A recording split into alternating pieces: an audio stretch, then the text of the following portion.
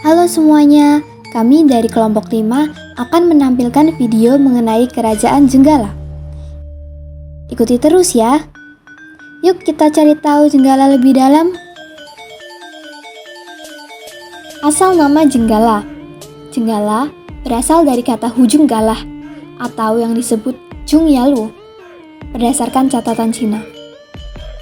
Berdasarkan prasasti Pamuatan dan Serat Calon Arang, pada tahun 1042, pusat pemerintahan Erlangga sudah pindah ke Daha. Tidak diketahui dengan pasti mengapa Erlangga meninggalkan Kahuripan. Pada tahun 1042 itu pula, Erlangga turun tahta. Putri mahkotanya, yang bernama Sanggrama Wijaya Tunggadewi, lebih dulu memilih kehidupan sebagai pertapa, sehingga timbul perebutan kekuasaan antara kedua putra Erlangga yang lain, yaitu Sri Samarawijaya dan Mapanji Garasakan.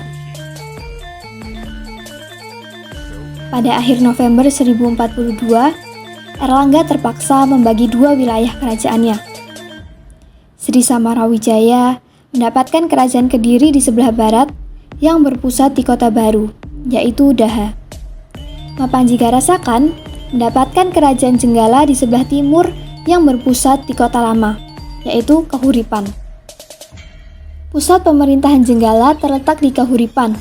Menurut prasasti Terep, kota Kahuripan didirikan oleh Erlangga tahun 1032.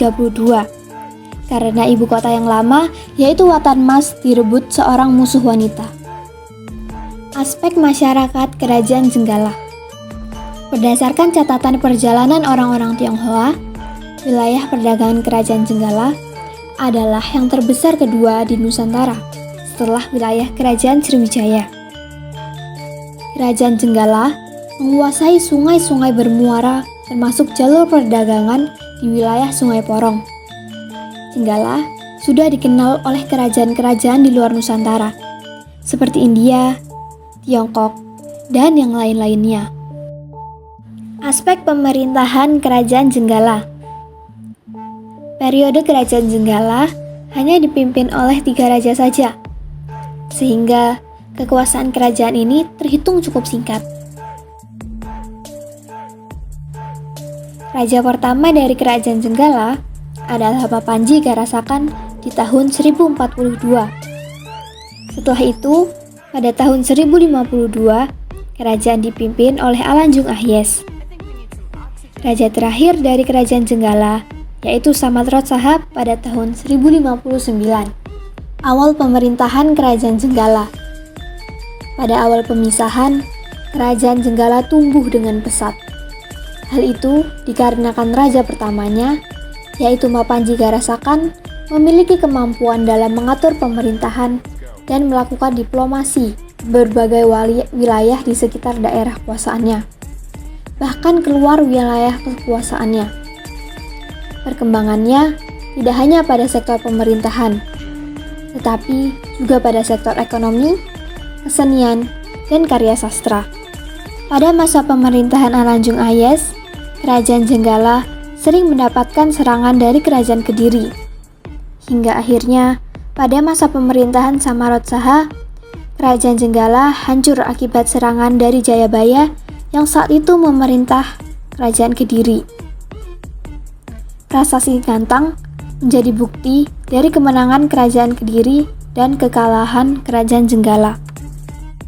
Aspek budaya Kerajaan Jenggala.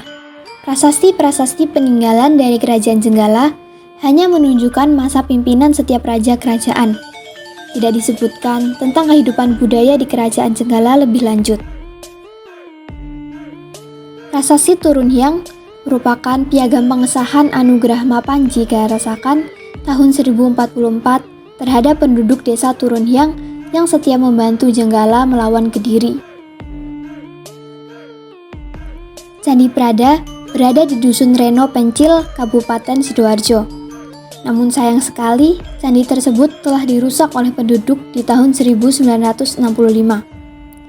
Hanya sedikit yang diketahui mengenai peninggalan situs Kerajaan Jenggala. Apalagi ada yang sudah hancur seperti candi ini. Sangat disayangkan peninggalan Candi Prada ini sudah tidak ada karena rusak. Prasasti Kambang Putih merupakan prasasti yang berasal dari tahun 1050 Masehi.